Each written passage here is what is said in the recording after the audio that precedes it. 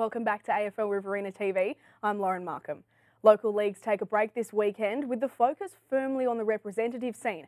Joining me in the studio are the RFL and Farah League football coaches, Jason McPherson and Matt Hard. Thanks for joining us, guys. Thank you, Lauren. We'll talk tactics shortly, but first, Macca, as the AFL's manager of Southern New South Wales, Saturday is going to be a huge event at Robbo. Can you explain to us the importance of representative footy and netty, and have you been happy with the support of the clubs and players this year? Yeah, absolutely. Been really happy with the support. All the clubs in the Farah League, and I'm not sure about RFL, but the Farah have been really welcoming. I think having a game, a double header in Wagga, is no excuse for the locals not to actually participate, but also to attend on Saturday. So it's critical for our leagues, puts a showcase against some of the best Victorian leagues, and if we want to develop our pathway and promote football in the Riverina, we have to do well on Saturday. And then we can go down, into Victoria, down the track and play against better leagues. And in the sport, now the RFL play the Farah League in netball on the weekend, but a bit of a question for both of you. If your teams were to play each other, who do you reckon would take it out? Well, I might answer that first because I'll probably get smashed by Matty. But I think the Farah League have improved a lot across the board. My biggest benefit of coaching the Farah League is our forwards.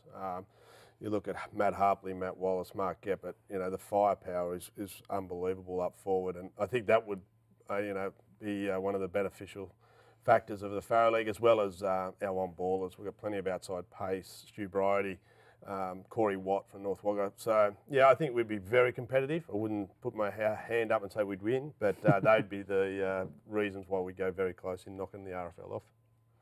Yeah, likewise. I think the RFL are really improved a lot in the last couple of years, and especially this year. You just look at the evenness of the competition, and I think the standards had a big increase in the influx of players that have been recruited to the area. And I think just looking at the evenness with the depth that are across the board from the backs right through to the forwards, and there's been some outstanding games that I've seen so far, and I know all sides are very competitive, so I'm very comfortable with the RFL is going and where it's heading, and it'd be a great game, that's for sure.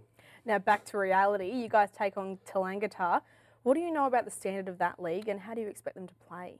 Yeah, it's an interesting one, Tallangatta. We obviously haven't come up against them before, so we don't know a great deal about them, but we do know that they, a lot of players from the very strong Ovens and Murray League that have been there over the years have moved out that way and been recruited or poached, whatever way you want to put it, and are spending time over there. So we know they're a strong league. They're going to be some bigger bodies, and I think they're going to be pretty quick and play a fast style of football. So we're going to have to really pick a side that we think is going to be capable of being very competitive against them on the weekend.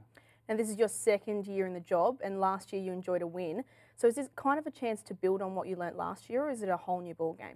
Yeah, no, absolutely. We've been very fortunate over the last 2 years. As Jay said earlier, we've had great support from the clubs and more so their coaches, and players have really put their hand up. So we're the players that were there last year are seeing the improvement again this year, and we all want our league up there in lights, and we want the RFL to be noted as one of the best teams in the area, and we want to push down to Southern Victoria and try and play some better leagues down there. So we're definitely building on and heading in that direction.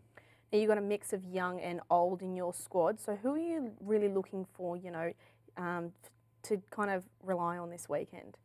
Yeah, that's a good question. We've got some more experienced players, your Jamie Maddoxes and your John Anstey's that have been around, your Chris Gordons, coaching footy now, your Jaden Kotz has played, a higher standard of football. So they're also experienced players that have put their hand up and as keen as mustard to get involved.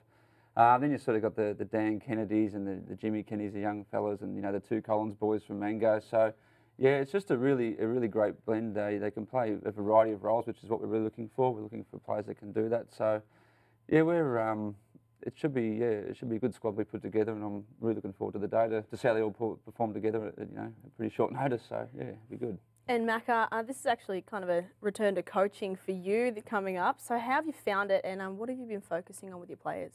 I've absolutely loved it. Yeah, especially working with the cream of the Farah League. Just their attitude's been fantastic. Guys travelling over 200 k's to get to training, texting, messaging, whatever it may be, just to let me know where their whereabouts are for training.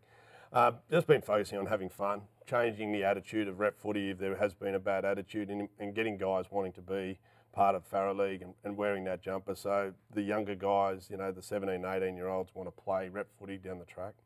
And when you look at your squad, where do you think your strengths lie? And are we likely to see many players in different roles? You will see a lot of players in different roles, especially we've got a core of on-ballers, inside midfielders that are probably a tad slow but can find the ball. You'll probably see them down back, which they probably don't do in their regular home and away games. You'll see a lot of players rotating through different positions, which is probably highly unlikely on the weekend, but just due to the guys being leaders of their clubs and playing on ball, they are going to be flexible to use in every position. And you take on a combined Pecola League. Now, Matt's RFL side beat Pecola Southwest last year. Has he been able to give you much insight into what to expect, or? He's given me absolutely nothing. Pecola Southeast, yeah. Well, you know, doing a little bit of research. We're lucky we've got Ryan Forsyth, who coached Rennie in the Pecola League for the last 2 years. So he's given me a fair insight.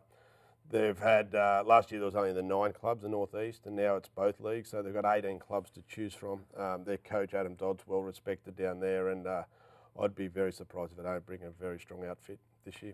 And Matt, this year you're combining rep coaching with being in charge at Coolman again. How have you found the juggle, and have you been pleased with the cooperation from the clubs? Yeah, it's been actually interesting. It's yes, I have been very happy with the cooperation of the clubs. It's probably been, I suppose, a bit different to last year, actually ringing rival coaches and getting their opinions on their players.